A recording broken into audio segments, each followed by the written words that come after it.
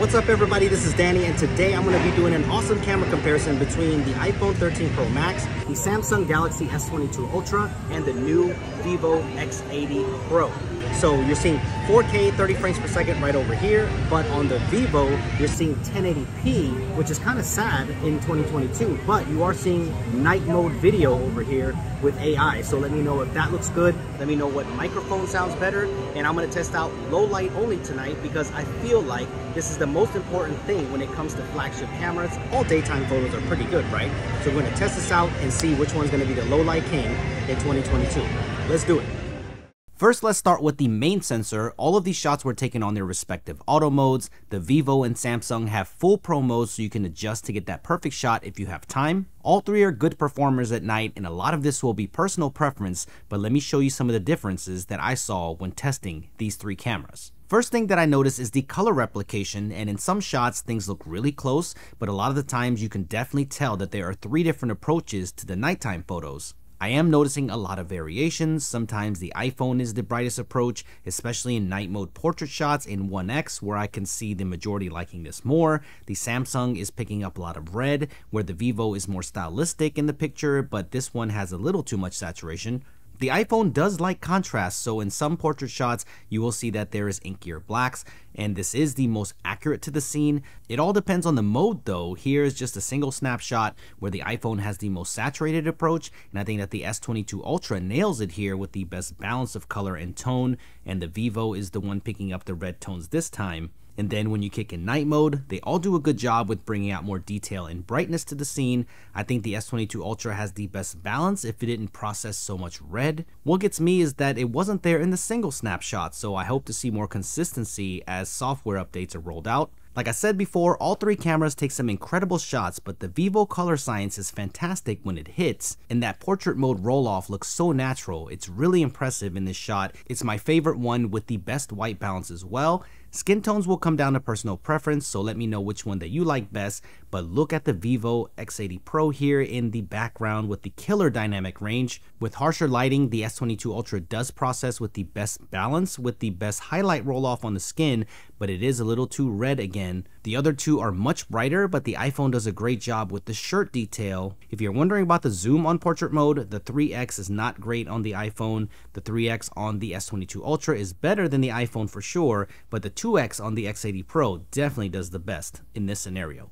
When it comes to the most natural colors and nighttime replication, it does go back and forth between the iPhone and the S22 Ultra, but that is probably the only real downside of the X80 Pro. If you want color or scene accuracy, even with the Zeiss colors activated, you will most likely get a brighter and more saturated picture than the other two.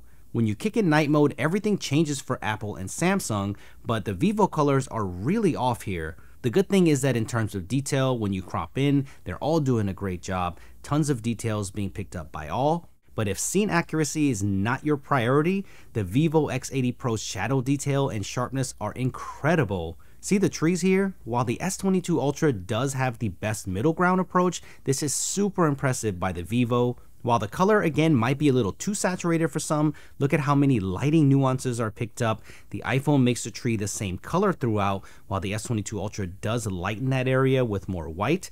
But the trees here on the Vivo present that same uplighting while preserving the green tones, and the lighting is so well controlled on the middle track area here, all while maintaining great noise reduction, so when the Vivo hits hard, it really hits. This is a tough shot even with night mode. The iPhone's exposure is clipped on the castle itself, but the shadow detail on the rest of the picture is nice, where the Ultra exposed the castle nicely but decided to crush the rest of the shadow detail. But look at the Vivo, you can even see the green on the trees, the walkway is perfectly visible, and the castle is also exposed as well. Here's another example of how the Vivo shows great HDR. Look at the souvenir sign on the back here, and also the circus sign. You can see the individual lights, and this is all without night mode. When you kick in night mode on the other two phones, it does become closer, but the Vivo still looks the best.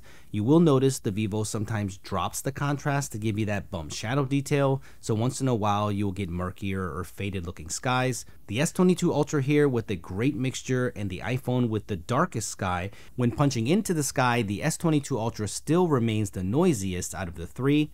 Here's a shot of the castle again from another angle.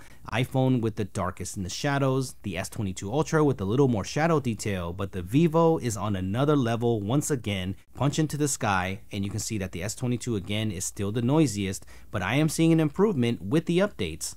Here's that shot again for reference because we're going to do a night mode zoom test.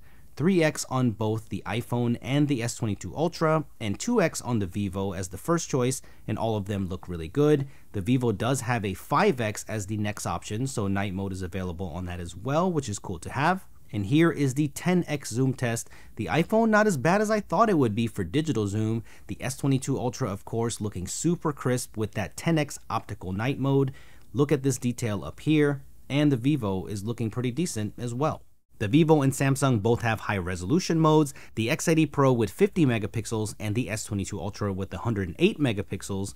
The downside of the S22 Ultra in 108 megapixels in darker conditions is sometimes the focus. If you don't tap to focus, sometimes you get a muddier shot. The iPhone does a great job with just 12 megapixels, and the X80 Pro has crazy amounts of detail. Where the S22 Ultra does win is there is a night mode on the 108 megapixel capture. If it's dark enough to trigger it, like in this shot, you can see the difference. When you punch in 300% scale, you can see that the S22 Ultra is sharper with so much more detail. Check out the 1000% scale crop though. That is insane how much texture detail is being picked up by the Samsung. And also, dang, on the iPhone, it did really well despite its lower resolution capture. So this goes to show you that megapixels aren't everything. Another place where the Vivo X80 Pro absolutely shines is in the ultra wide photos at night. This is without night mode, and look at the level of shadow detail it's picking up over the other two. It's not even close. When you use night mode on the other two, it does make a difference, and again, I would say that the Vivo is the most unrealistic out of the three, but it is very impressive with the dynamic range. Again, with just single snap, the Vivo is so impressive with the details that it picks up. It's got to be one of the best ultra wides that I've seen at night. When you use night mode though, the other two get closer. The S22 Ultra with the best in between for sure, but when you don't have to wait for night mode exposure, the Vivo is the winner. I didn't really have to take that many to be sure, but the iPhone hands down has the worst ultra wide out of the three. Even with night mode, the shadows are crushed pretty hard. Granted, playing devil's advocate, it's the most accurate, allowing the dark areas to be dark like I was seeing it with my own eyes, but I know that most people would like the most information that you can get, so let me know how you feel about the ultra wide and night mode camera processing. Do you want the most information you can get like you see on the Vivo X80 Pro, or do you like the high contrast, darker approach of the iPhone, or kind of the middle ground of the S22 Ultra? This should be really interesting in the comment section. A couple of things that I wanted to mention before I moved on to the video. Moonshots are also a thing on the Vivo, so if you're a fan of that, this is pretty comparable to the S22 Ultra.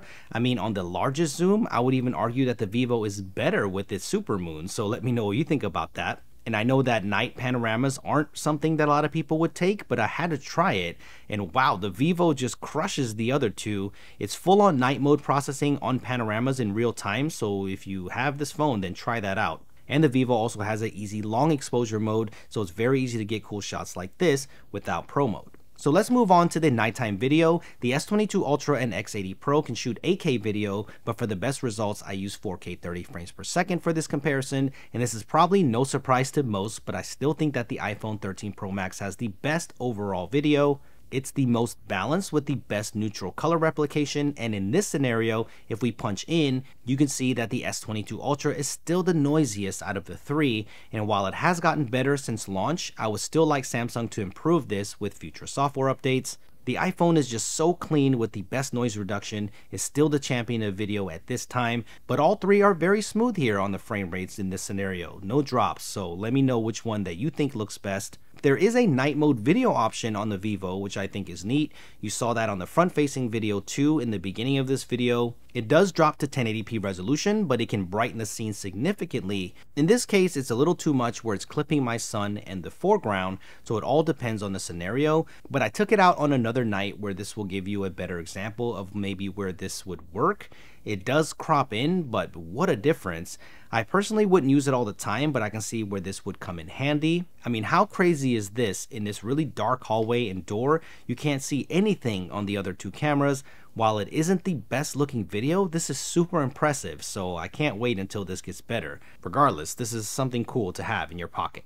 When it comes to portrait mode on video, the iPhone cinematic mode isn't the best at night. Most of the time you will get this error message that more light is required, so we will compare the Samsung and Vivo for the most part. The S22 Ultra still struggles sometimes when it doesn't detect a face, but it's usable on night capture when it activates. This to me is the best example. The S22 Ultra with the most natural approach on the portrait mode video. It looks great, but there is something about that stylistic Zeiss coloring on the Vivo. It looks fantastic. And while there are some white balance changes happening more often than the Samsung, the brighter, more cinematic approach here, I actually prefer it.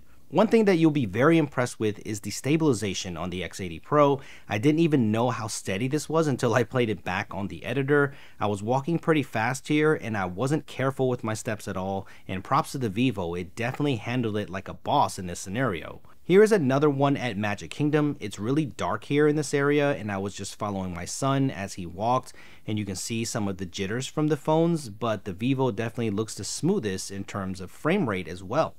Ultra-wide video isn't a strong suit on any of these cameras. This would be my last option when it comes to recording videos at night.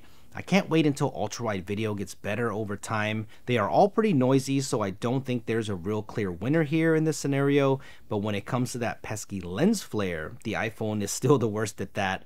I'm hoping that the iPhone 14 won't have this issue. The Zeiss partnership I thought would make the lens flaring the best here, but if I had to call it, I think that the S22 Ultra is doing the best here. So let me know what you think. Am I right? So that about does it. I hope you enjoyed this low light comparison. All three have their strengths and weaknesses. I mainly made this video to show you how these cameras compare after updates, and also to show you how the Vivo X80 Pro compares to the two biggest flagships in the world. I mean, what do you think? Did the Vivo X80 Pro impress you? I mean, for me, it definitely did. It's very underrated and needs to be talked about more. I wish it was more of a household name in the US and other parts of the world, but it has very impressive nighttime performance. So if you're in the market where you can pick one up, I don't think you'll be disappointed at all, especially with the photography. So let me know which camera that you like best in this comparison. Hit that thumbs up if you enjoyed this, and I will see you in the next one.